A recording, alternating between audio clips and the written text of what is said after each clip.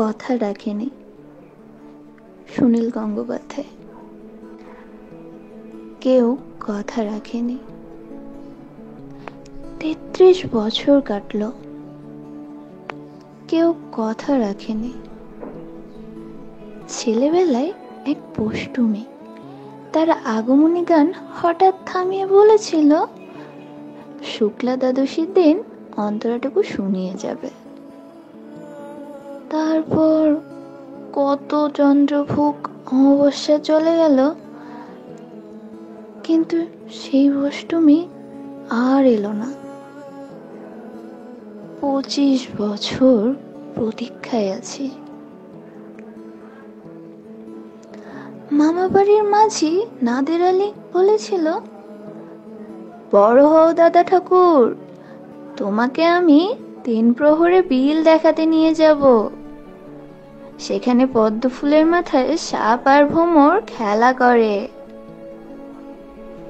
নাদের আলী, আমি আর কত বড় হব? আমার মাথা এ ঘরে ছাদ ফুঁড়ে আকাশ স্পর্শ করলে তারপর তুমি আমায় 3 প্রহরে বিল দেখাবে? একটা রয়্যাল গুলি কিনতে পারিনি কখনো।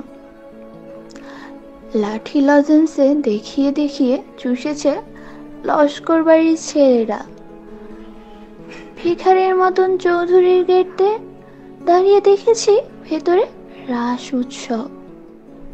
অবিরল রঙে ধারার মধ্যে সুবর্ণ কঙ্কন পরা ফর্সা রমণীরা কত রকম আমোদে হেসেছে।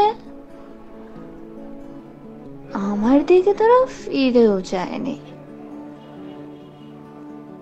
বাবা আমার কাঁধে ছুঁয়ে হাত ছুঁয়ে বলেছিলেন, দেখিস একদিন আমরাও।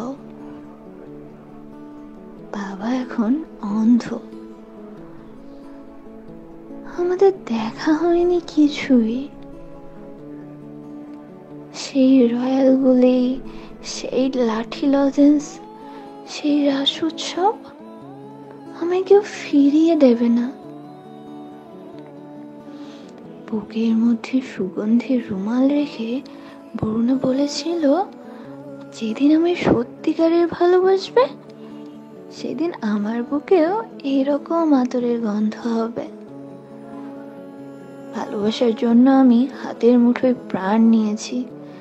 দুরন্ত ষাঁড়ের চোখে বেঁধেছি লাল কাপড়।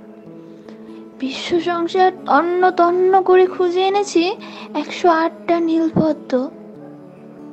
তবু কথা রাখিনি বরুণা। এখন তার বুকে শুধুই মাংসের গন্ধ। এখনো সে যে কোনো নারী। কেউ কথা রাখেনি। 33 বছর কাটলো, কেউ কথা রাখে না।